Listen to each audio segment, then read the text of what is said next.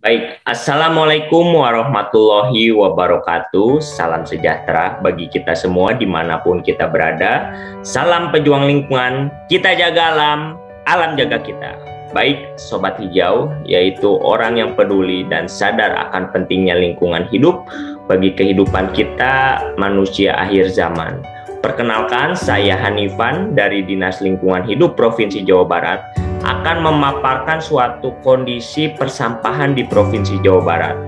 Mungkin sebelumnya perlu diketahui oleh Sobat Hijau, di sini saya tidak bermaksud untuk menggurui ya, seperti halnya menggarami lautan, karena saya tahu Sobat Hijau yang menonton video ini adalah generasi terbaik penerus bangsa yang berwawasan lingkungan dan peduli terhadap lingkungan hidup, yang menopang keberlangsungan kehidupan anak cucu kita kelak.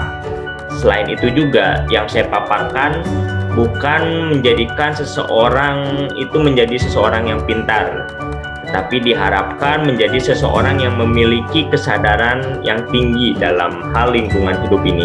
Jadi ilmu lingkungan ini seperti halnya dengan ilmu agama. Ketika kita memahami ilmunya, hendaknya kesadaran kita untuk beribadah menjadi meningkat.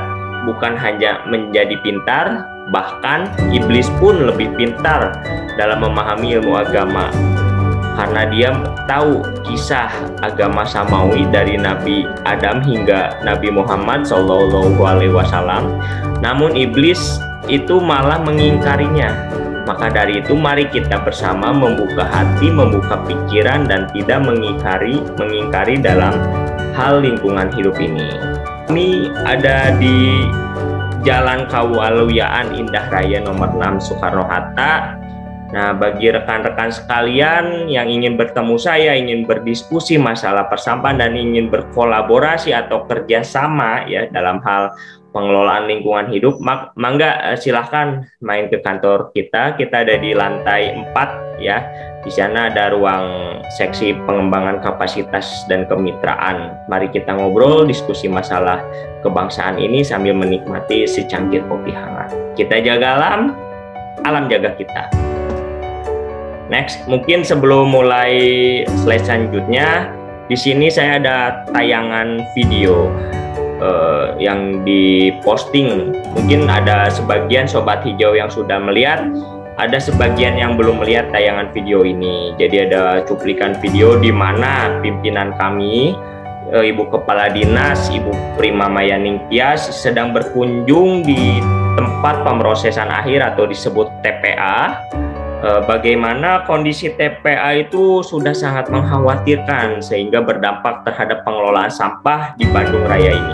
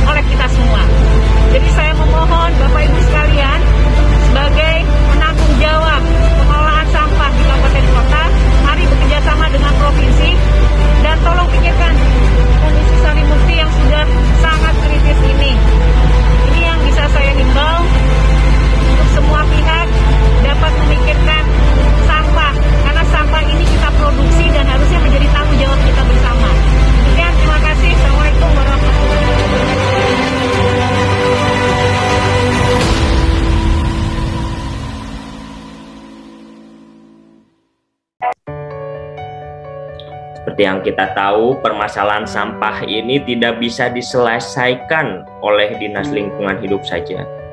Perlu adanya partisipasi dari pemerintah daerah tadi di video, dan juga kesadaran masyarakat sebagai sumber yang memproduksi sampah. Jadi perlu diketahui Sobat Hijau semua, kita itu harus berkontribusi dalam penanganan sampah di Jawa Barat ini. Karena apa? Kondisi TPA Sarimukti, contoh ya, salah satu contoh TPA yang berada di Provinsi Jawa Barat, itu sudah sangat mengkhawatirkan. Kondisinya itu sudah overload, dan juga di situ kondisi lahan dengan kondisi timbulan sampah yang diproduksi setiap hari itu sudah tidak sebanding, sehingga apa yang terjadi di situ, kami tidak bisa melaksanakan disiplin ilmu lingkungan kita ya dalam hal penanganan sampah yang seharusnya itu ada sanitary landfill menjadi renggang, menjadi kontrol landfill, yaitu pengurugan melalui jadwal. Tetapi karena kondisi timbulannya itu semakin meningkat, terus juga di situ terus-menerus terjadi, akhirnya dari kontrol landfill renggang lagi menjadi open dumping, sehingga apa yang terjadi itu bisa menjadi bencana alam ya.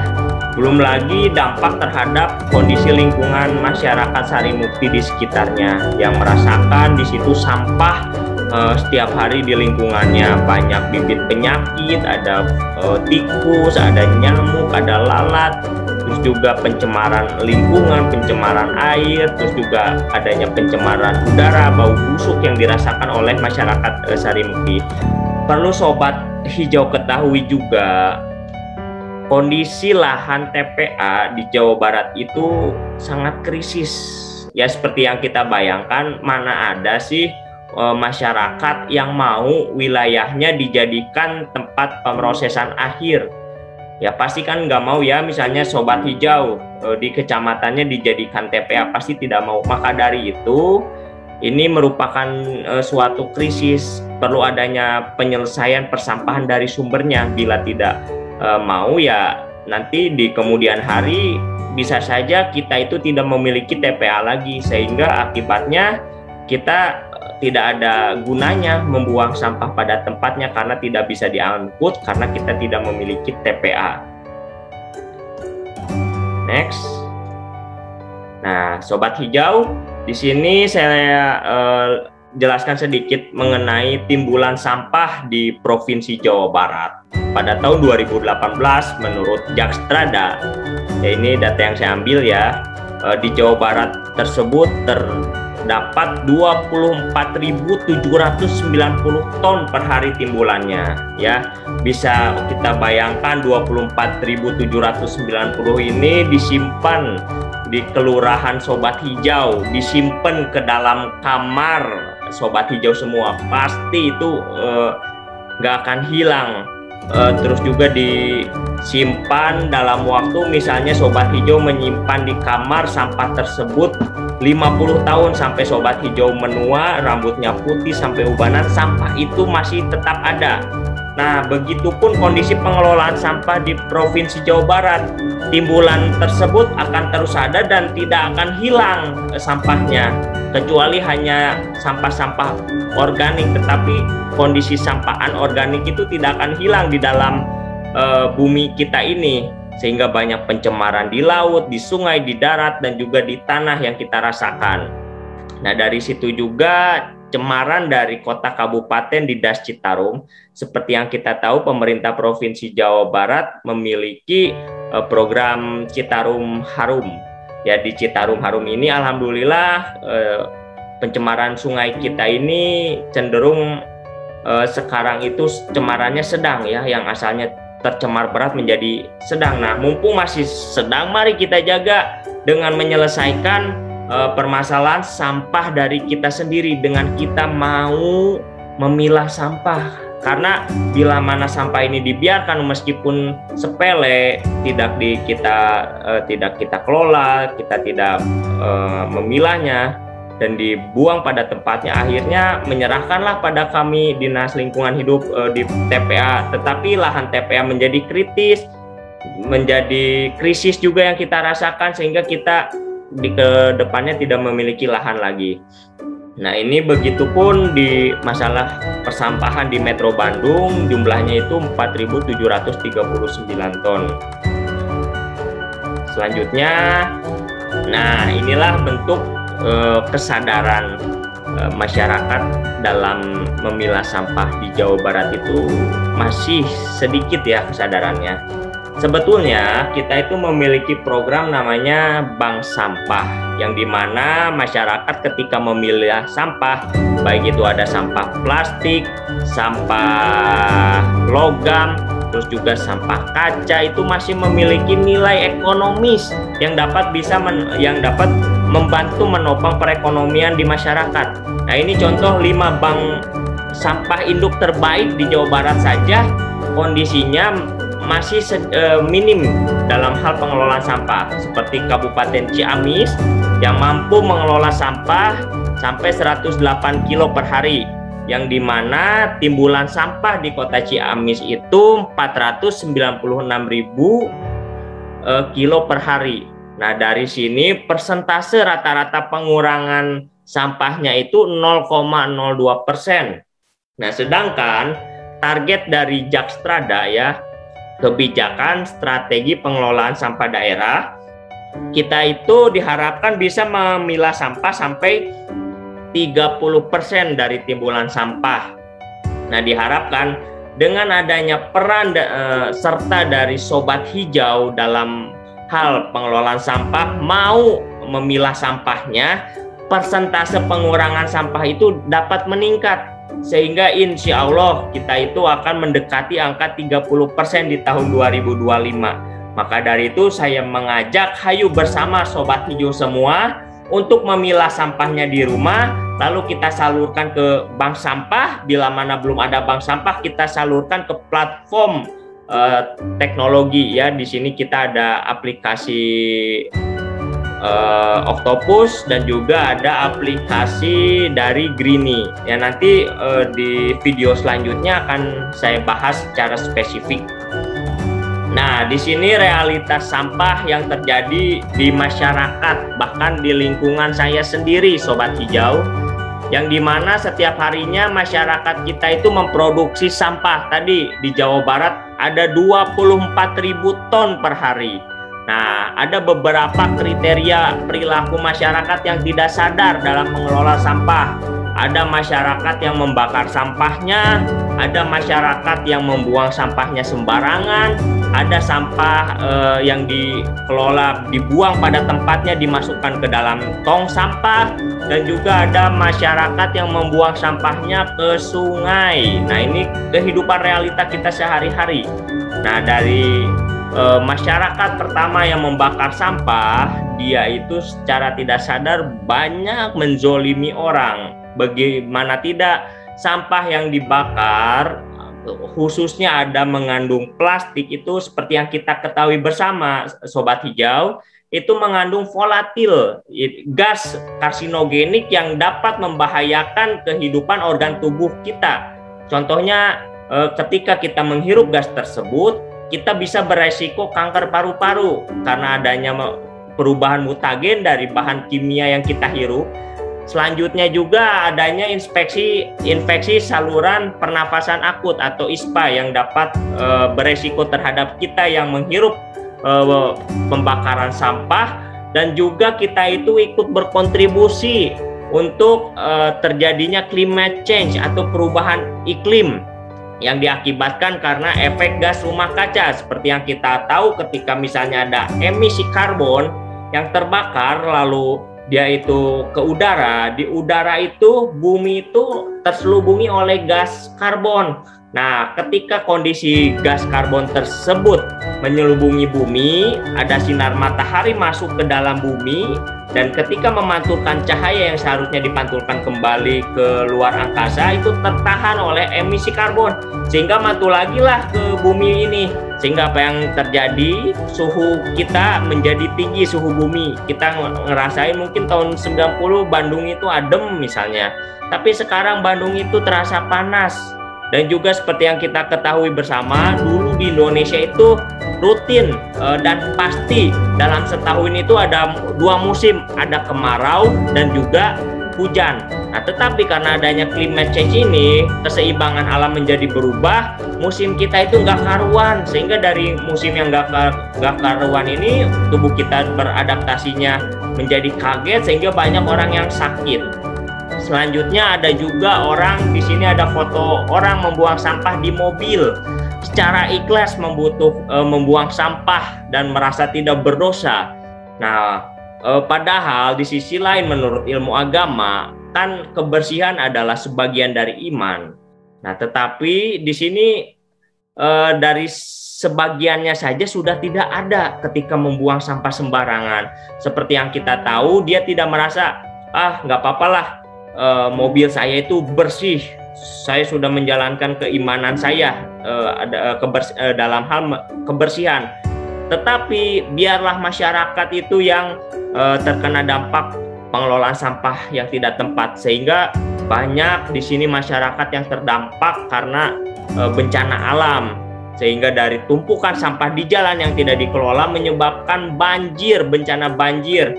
Nah, seperti yang kita ketahui bersama, ketika banjir itu terjadi di masyarakat, dampak yang dirasakan masyarakat sangat banyak penyakit, contohnya karena tidak memiliki tempat tinggal untuk beristirahat, masyarakat itu tidak tidur secara benar sehingga dia bisa sakit pneumonia, sakit paru-paru basah, bahkan bisa juga tertular karena COVID-19 ini, karena dia yang seharusnya memiliki rumah untuk bernaung, untuk beristirahat, menikmati istirahat pada malam hari, dia harus di pengungsian yang ala kadarnya menggunakan tenda, sehingga masyarakat bisa sakit pneumonia. Selanjutnya juga dari bencana banjir juga bisa menjadikan perkembangbiakan nyamuk. Ya, di sini ada nyamuk demam berdarah atau dari nyamuk Aedes aegypti, yaitu nyamuk yang berkembang biak dari wadah yang bukan beralaskan tanah. Seperti contohnya ada genangan air di kaleng, ada genangan air di aqua bekas, dan juga di genangan sampah. Nah, itu di situ bisa menjadi perindukan jentik, sehingga apa yang terjadi di situ menjadi wilayah endemis penyakit demam berdarah di suatu wilayah di Provinsi Jawa Barat. Selanjutnya juga ada cikungunya, juga merupakan dari perkembangbiakan nyamuk dari genangan sampah ya, yang bukan beralaskan tanah. Selanjutnya juga ada penyakit filariasis atau kaki gajah yang disebabkan oleh nyamuk culex. Nah, namun berbeda kalau tadi bukan beralaskan tanah, kalau culex ini merupakan nyamuk yang beralaskan tanah. Nah, di sini dia menghirup, membawa suatu parasit cacing, yang dimana cacing itu ketika dihinggapi ke dalam tubuh manusia, ke bagian kaki, cacing itu berpindah yang asalnya ada di nyamuk menjadi di kaki kita. Nah, di kaki kita cacing itu berkembang biak lalu membesar ya, seperti yang kita lihat. Mungkin bagi penderita penyakit filariasis ini, orang menjadi sakit dan tidak bisa berjalan akhirnya. Selanjutnya kondisi banjir juga menjadi perkembangbiakan tikus dan kecoa. Nah, dari situ kan tikus senang dengan keberadaan sampah yang bercampur, ada organik dan organik, sehingga tikus dan kecoa beranak pinak lalu berada di lingkungan masyarakat, sehingga masyarakat bisa sakit virus pes dari tikus dan juga leptospirosis ya, yaitu dari air kencing tikus. Nah, seperti yang kita tahu, mungkin di jalanan kita lihat gembel-gembel itu kulit-kulitnya itu menjadi tidak enak dilihat ya, banyak kayak ruam-ruam kayak gitu. Nah, itu salah satu dampak dari leptospirosis ini. Selanjutnya adanya perkembangbiakan lalat. Seperti yang kita tahu, ketika kondisi sampah tidak dipilah lalu dicampur, ada organik, ada anorganik, di situ ada pembusukan, dan dari pembusukan itu terdapat bakteri-bakteri yang dapat menyebabkan penyakit berbasis lingkungan yang dibawa oleh lalat. Nah, contohnya ketika misalnya lalat dari sampah hinggap, lalu dari hinggap itu terbang lagi lalu masuk ke dalam meja makan kita, lalu di situ ada tahu goreng, ada tempe goreng kita, bahkan telur goreng, lalu di situ sampah makanan tersebut dimakan sama kita. Nah, dari situ lalat itu memberikan bibit penyakit, membawa sebagai kendaraan ya, vehicle, kendaraan penyakit. Di situ ada bakteri yang dapat mengakibatkan diare, yaitu bakteri E. coli contohnya ya, dari kondisi persampahan yang masuk ke dalam makanan kita. Lalu di situ ada tipes. Nah, perlu diketahui Sobat Hijau, mungkin ada yang bilang katanya ya, ini mah meme-nya aja, sakit tipes. Nah, sebetulnya bukan, kerja tipes. Nah, sebetulnya tipes ini diakibatkan bukan karena kinerja kita yang berlebih, tetapi karena kondisi makanan yang kita makan itu tidak hygiene. Dia itu makanannya mengandung bakteri Salmonella typhus. Nah, dari Salmonella typhus, dari kondisi tadi pembuangan sampah yang tidak benar, kita makan melalui lalat itu lalu masuk ke dalam tubuh kita. Nah, dari situ bakteri masuk ke dalam usus kita. Nah, Salmonella typhus ini menjadi sel inang manusia itu ketika berada di usus, sehingga usus kita bisa menjadi sakit, sehingga kita harus terjadilah demam dan tubuh menggigil dari kita, dan juga sakit pada bagian perut. Nah, itulah terjadinya penyakit tipes. Nah, selanjutnya juga kolera, sama seperti halnya diare ya. Di situ terbawa oleh Vibrio cholera, suatu bakteri, sehingga kita bisa menjadi dehidrasi. Tubuh kita terus-terusan mengeluarkan cairan, muntah dan berak. Nah, ketika kita muntah ngeluarin cairan, ketika kita berak juga ngeluarin cairan. Ya, pada akhirnya ketika dehidrasi yang tinggi, akhirnya kita bisa meninggal dunia. Dampak paling seramnya itu dari kolera. Makanya tidak bisa diabaikan ya kondisi-kondisi diare ini. Terus juga bagi generasi anak cucu kita, kondisi diare dan kolera ini, penyakit berbasis lingkungan, bisa memicu stunting, penyakit perhambatan pertumbuhan ya, yang seharusnya pertumbuhannya tinggi, baik, pertumbuhan otak, pertumbuhan fisik menjadi terhambat karena kondisi penyakit berbasis lingkungan ini. Nah, selanjutnya di sini ada kondisi sampah dibuang ke tempatnya, yang dimana dari sampah tersebut, seperti yang kita ketahui bersama, kita memiliki sampah, kita masukkan ke dalam tong sampah.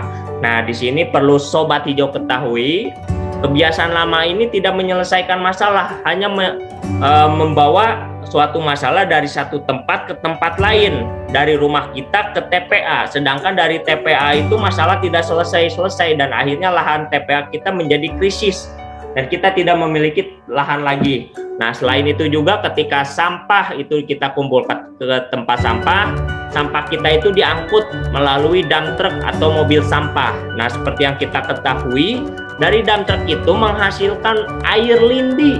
Nah, air lindi itu air yang busuk, bau, dan menyebabkan bibit penyakit yang tercecer di jalanan. Nah, dari situ juga air lindi bisa berpotensi tadi menyebabkan penyakit berbasis lingkungan, bisa diare, tipes, DBD, dan sebagainya. Selanjutnya, ketika misalnya telah diangkut dump truck ini membuang sampahnya itu ke TPA. Nah, seperti yang kita ketahui bersama, kondisi TPA tadi sudah overload dan sudah melebihi kapasitasnya, sehingga di situ tidak ada lagi pengurugan dan tidak ada lagi disiplin ilmu lingkungan dalam mengelola TPA. Sehingga apa yang terjadi di situ menjadi endapan metan, gas ya. Sampai menghasilkan gas yang di situ terus-menerus tertekan di dalamnya, sehingga bila mana ada momentum terjadi, ada panas sinar matahari, ada yang misalnya pemulung lagi ngerokok, dibuang ke tempat sampah, terjadilah ledakan besar dar. Seperti halnya yang dialami di TPA di Lewi Gajah, Kota Cimahi. Pada saat itu kondisi TPA itu sudah sangat padat ya, seperti Sarimukti saat ini benar-benar sudah melebihi kapasitas dan sudah tidak terkontrol lagi. Nah, di situ ada titik jenuh yang dimana terjadi ledakan. Nah, ketika ledakan itu terjadi, dua desa di Kota Cimahi tersebut lenyap, tidak tersisa. Apa kita mau seperti itu lagi, seperti yang dirasakan warga desa Lewi Gajah. Semoga itu tidak terjadi di warga Sarimukti ya. Inilah maksudnya pembelajaran yang harus kita renungi bersama. Ketika kita acuh terhadap sampah, masyarakatlah di luar sana yang merasakan dampak dari kebiasaan kita. Selanjutnya ada masyarakat yang lebih parah lagi, itu membuang sampah ke sungai.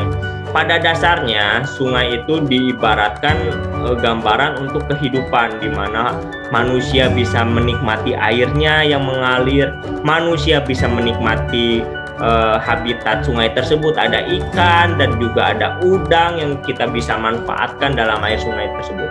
Namun karena kondisi perilaku masyarakat yang suka membuang sampah ke sungai, akhirnya di situ terjadilah pencemaran pada sungai. Nah, sehingga di situ musnahlah habitat sungai.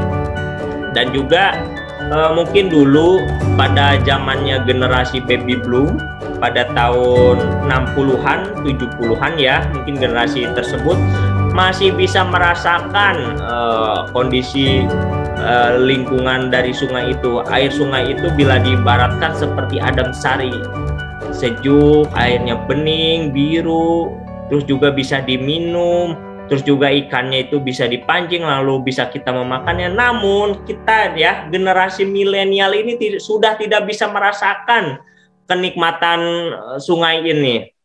Di zaman kita sungai itu sudah menjadi kopi hitam pekat. Dan kita itu tidak bisa berenang karena orang yang berenang ke sungai itu langsung keracunan, langsung sakit kulit, dan juga gatal-gatal ya, menyebabkan penyakit berbasis lingkungan. Nah, tidak menutup kemungkinan bila mana kita acuh terhadap sampah ini, itu bisa mengakibatkan pencemaran di laut. Nah, sehingga apa yang terjadi sama seperti halnya sungai, habitat laut itu menjadi musnah. Nah, mungkin kondisi sekarang kita masih bisa menikmati nikmatnya alam di bawah air, alam di laut.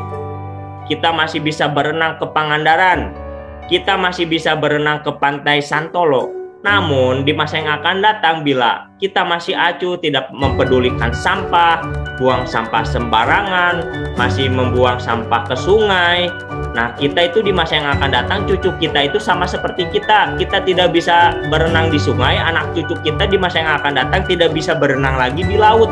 Nah, karena laut itu sudah menjadi tercemar berat. Nah, disinilah bukalah hati wahai sobat-sobat hijau di sini untuk dapat mengelola sampahnya. Demi apa? Demi masa depan cucu kita. Ya, walaupun kita tidak bisa memberikan kekayaan warisan yang banyak, tapi berikanlah kepada anak cucu kita kondisi lingkungan yang dapat menopang kehidupannya kelak, sehingga sumber daya alam bisa dinikmati dan menjadi kesejahteraan bagi generasi cucu kita. Nah, ini tadi spesifikasinya. Kondisi zat kimia yang dihasilkan dari pembakaran sampah plastik, ada dioksin, terus juga ada partikel pollution, volatil, karbon monoksida yang dimana masuk ke dalam paru-paru, dari paru-paru bisa mengakibatkan penyakit ispa, dan juga masuk ke dalam aliran darah itu bisa menjadi kanker. Ya, seperti yang kita tahu biaya pengobatan kanker itu mahal. Dan juga ketika misalnya dioperasi, misalnya kita harus kemoterapi, sel-sel tubuh kita ada yang mati sehingga kita nampak tua ya ketika kita sudah di kemoterapi. Maka dari itu sebelum itu terjadi kita masih sehat walafiat, tubuh kita masih sehat, bugar, masih bisa bekerja. Mari kita hindari hal-hal tersebut demi keberlangsungan kehidupan kita. Nah, selain itu juga bagi dewasanya tadi sakit ispa dan juga kanker, bagi anaknya juga misalnya ada ibu hamil yang menghirup udara dari sampah, itu bisa mengakibatkan mutagen pada generasinya. Nah, seperti yang kita lihat di slideshow ini, kondisi anak yang fisiologinya ya, kondisi organ tubuhnya itu sudah tidak normal. Kasihan anak cucu kita ketika lahir orang tuanya pada sempurna, jarinya ada 10 misalnya. Nah, ini jangan sampai anaknya itu memiliki tangan 3, tangan 2 akibat dari mutagen pembakaran sampah ini. Nah, inilah pentingnya. Bahkan anak cucu kita juga bisa terdampak. Selain itu juga kerusakan syaraf, penurunan kecerdasan yang seharusnya generasi bangsa Indonesia adalah generasi yang cerdas, pintar, kuat, yang dapat membangun bangsa ini menjadi lemah karena penurunan kecerdasan, dan juga bahkan nauzubillah itu bisa mengakibatkan autisme pada anak. Selanjutnya yaitu mungkin yang dapat saya sampaikan. Mohon maaf bila ada salah kata dari saya. Wabillahi taufiq wal hidayah. Wassalamualaikum warahmatullahi wabarakatuh. Kita jaga alam, alam jaga kita.